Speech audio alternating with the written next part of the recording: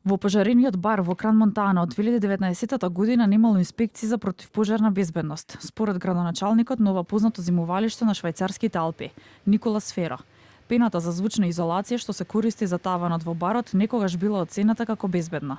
Тој објасни дека тим од само 5 лица вршел проверки во област со повеќе од 10.000 згради, вклучувајќи ресторани и хотели. Le 29 janvier 2018. Од 2019 година немало инспекции за противпожарна безбедност. Длабоко жалиме. Немавме поим дека не се извршени инспекции. Властите објавија итна забрана за употреба на прскалки во локалните ресторани, откако прелиминарната истрага покажа дека тие се веројатна причина за пожарот.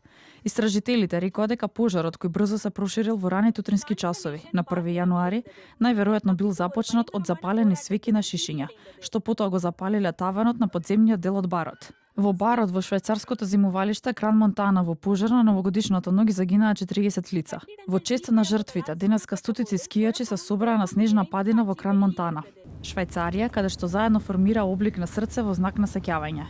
Иницијативата беше предводена од швајцарското училиште во Кран Монтана и различни скијачки клубови од регионот. На нив се приклучи и туристичко-конгресната организација на Кран Монтана.